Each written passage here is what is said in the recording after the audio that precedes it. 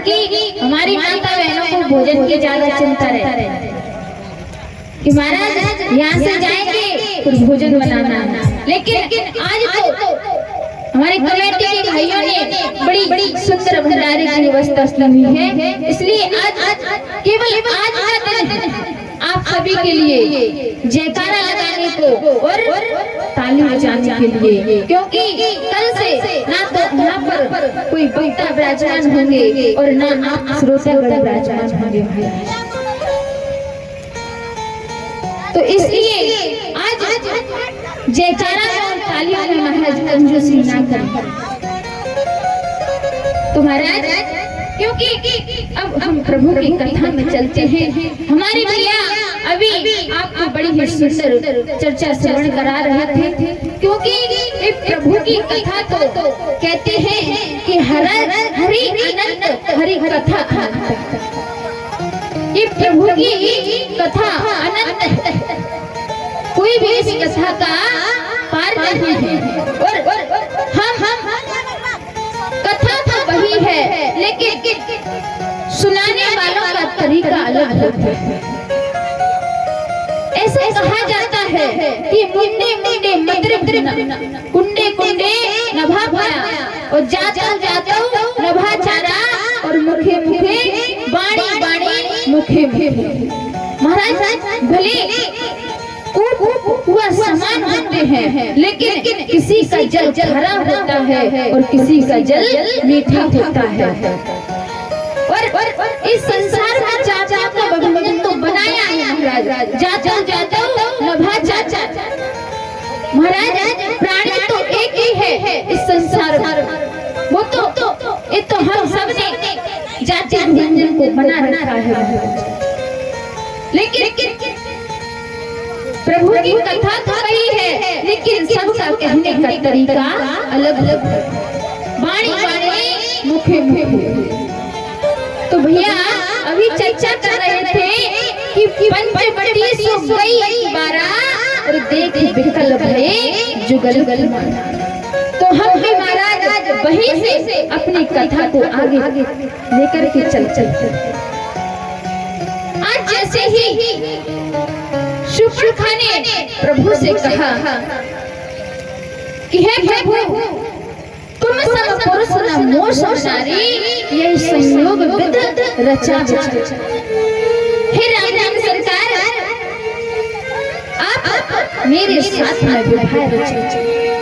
लेकिन कहते हैं कि महाराज आज प्रभु श्री राम ने मना कर दिया, और लिखा है कि काम जगावे कामनी और लोभ जगावे दाम और सत जगावे प्रेम रस लेत राम को नाम।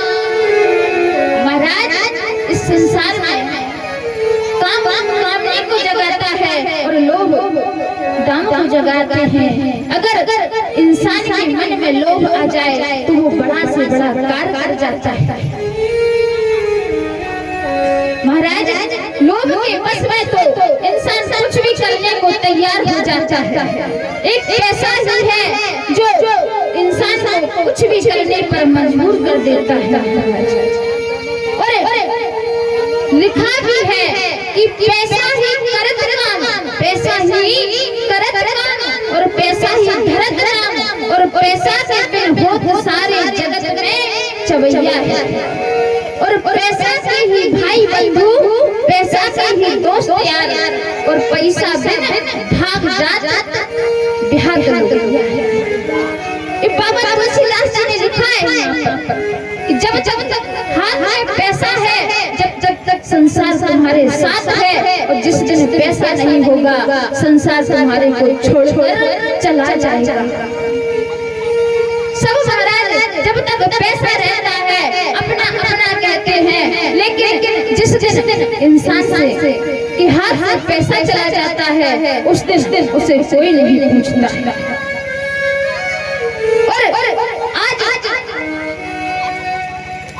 जैसे ही शूर्पणखा ने इतना कहा कि प्रभु मैं तो आपके साथ में विवाह करना चाहती हूँ, लेकिन आज मेरे प्रभु राम कहते हैं कि हम एक नार व्रत रखते हैं। हे देवी, हे सुंदरी, हम एक नार व्रत रखते हैं, नहीं और नार रख सकते हैं।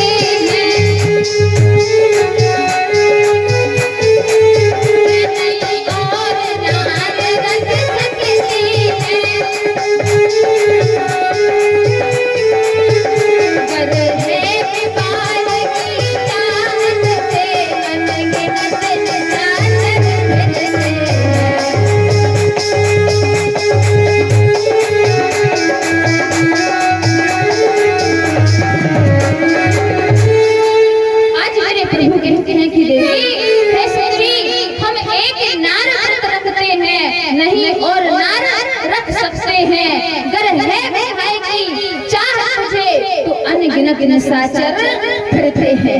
हे देवी, हे सुंदरी, आप जाइए, इस वन में अनेक निशाचर चल रहे हैं और मेरे प्रभु फिर कहते हैं कि हम कुंवारे नहीं विवाहित हैं।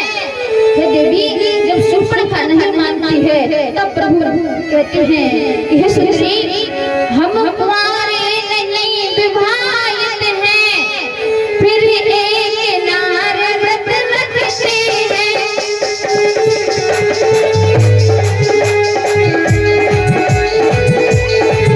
अपनी को छोड़ अन्य सबको माता और बहन समझते हैं।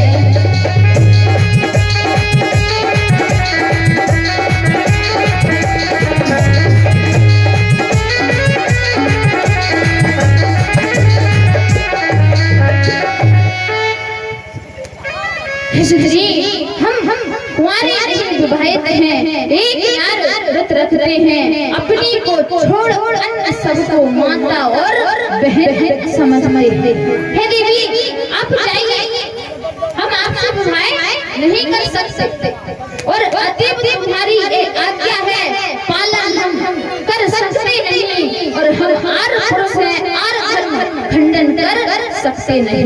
हे देवी, हम आपकी आज्ञा का पालन नहीं कर सकते, लेकिन आज महाराज शूर्पणखा नहीं मानती है और आज शूर्पणखा से प्रभु ने कह दिया कि अगर देवी तुम नहीं मानती हो तो मेरे भाई के पास चली जाओ, क्योंकि उनकी पत्नी अयोध्या में छोड़ के आई है और अगर मेरा भाई विवाह करना चाहे तो तुम मेरे भाई से जाकर के विवाह कर लो।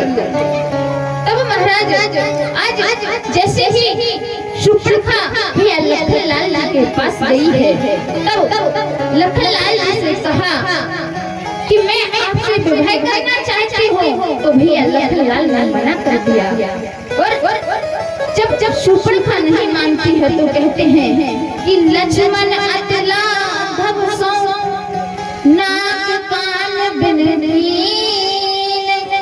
और ताके कर रावण कहे मनोज चुनौती। आज भैया लखनलाल के सामने जब शूर्पणखा नहीं मानती है तो अब तो महाराज लखनलाल ने उसके नाक कानों को कतर दिया और जैसे ही आज शूर्पणखा के नाक कानों को कतरा है तो कहते हैं कि मानो ऐसा प्रतीत होता है कि महाराज लंकेश आज भैया लखनलाल ने संकेत दिया है, चुनौती दी है कि अब हम तुम्हारे क्षेत्र में प्रवेश कर चुके हैं और अब तो महाराज जैसे ही आज शूर्पणखा के नाक कानों को कतरा है तो अब तो वहां से वो अपने भाइयों के पास पहुंची है। और बाबा तुलसीदास जी लिखते हैं, खरे तू सन पई गई बिल पाता, खरे तू सन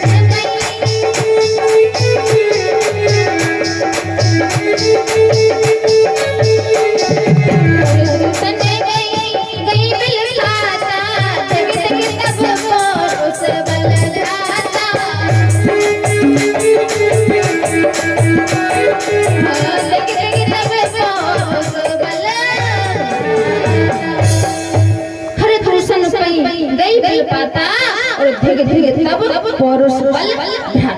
आज तो महाराज शूर्पणखा वहां से चल करके खरदूषण के पास पहुंची है और जैसे ही खरदूषण के पास पहुंची और कहती है भैया अरे इस पंचवटी पर दो बालक आए हुए हैं और उनके साथ में एक सुंदर सी नार है। और जैसे ही आज वहां पर पहुंची तो अब महाराज शूर्पणखा को जैसे ही देखा तो आज खरदूषण महाराज विकल करके उठते हैं कि हे बहन तेरे साथ में ऐसा किसने किया है। और तुरंत इधर प्रभु राम से और लक्ष्मण भैया से युद्ध करने के लिए आ जाते हैं। तब महाराज जैसे ही मेरे प्रभु आज खरदूषण से युद्ध करने के लिए जाते हैं तो खरदूषण उनको देख कर आज कह रहे हैं कि अरे ये छोटे छोटे बाल से हम क्या युद्ध करेंगे। महाराज हम तो सोच रहे थे कोई बलशाली योद्धा होंगे, अरे ये तो छोटे छोटे से बालक हैं। और आज दोनों को देख करके खरदूषण कहते हैं कि कोई सेनाधारी हो। अरे ये तो छोटे छोटे से बालक, अरे कोई सेनाधारी हो तो रण कौशल हमें भी दिखलाएंगे,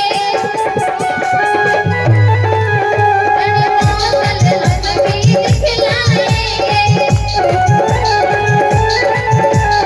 छोटी सी गजरे वाले पर क्या अपनी गदा फहराएंगे।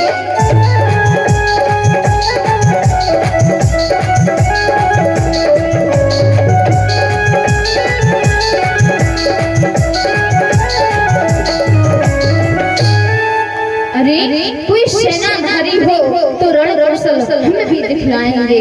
छोटी सी धनुए वाले पर क्या अपनी गदा उठाएंगे। आज खरदूषण प्रभु श्री राम को छोटे से बालक समझ रहे हैं और कहते हैं अरे ये तो छोटे छोटे बालक हैं, इन पर क्या गदा का प्रहार करें सज्जनों। और आज राम लक्ष्मण से कहते हैं कि अतीव छोड़ दो दंडक बन को इस पंचवटी से चले जाओ तुम, है ये दंडक पर्याप्त तुम्हें अपनी पत्नी दे जाओ। महाराज इस दंडकारण्य को छोड़ करके चले जाओ और अपनी पत्नी जो साथ में है वो हमको दे जाओ। लेकिन आज जैसे प्रभु श्री राम से और प्रिया लखन लाल जी से इतना कहा तो अब तो मेरे प्रभु कहने लगे हम छत्री लेंगे या बन कराएंगे।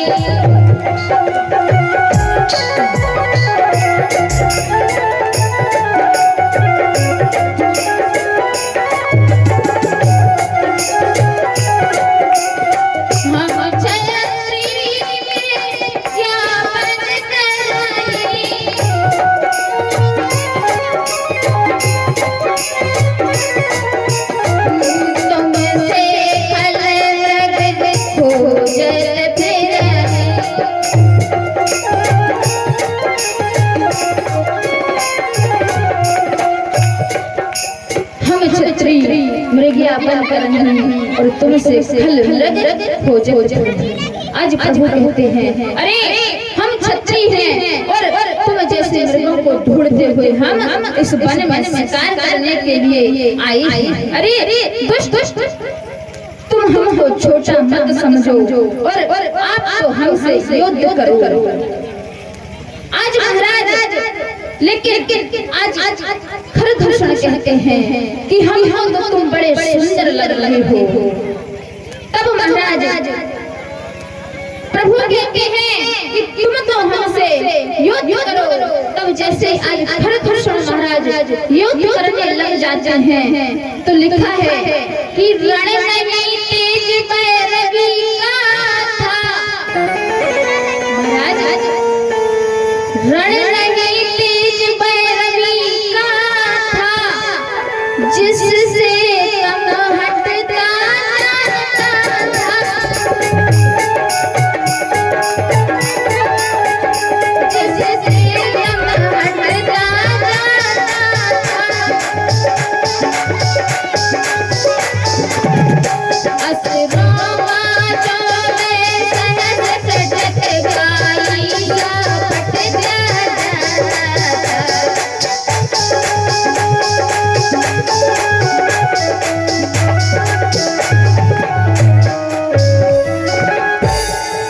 वैसे ही सभी राक्षस आज प्रभु को घेर करके युद्ध करने के लिए आए हैं खरदूषण के साथ में। तो महाराज देवता घबराने लगे, सोच रहे हैं कि तेज रण में तेज वह रवि का था जिससे तम हटता जाता था, असुरों का 14 सहे से कटक खाई सा पड़ता जाता था। आज प्रभु श्री राम को चारों तरफ से घेर लिया और महाराज जिस प्रकार से पानी में काई दी जाती है उसी प्रकार सारे ओर राक्षस दिखाई पड़ रहे हैं। तब महाराज देवता गण आज प्रभु को रण क्षेत्र में युद्ध करते हुए देखते हैं और अब सोचते हैं, अरे ये कोई साधारण मानव नहीं है, ये तो स्वयं जगत परम परमात्मा ने इस पृथ्वी पर अवतार लिया है। तो कहते हैं कि हे जन तुम्हारी अवतारी है, हे जन तुम्हारी अवतारी है, पार न सके तुम्हारी है।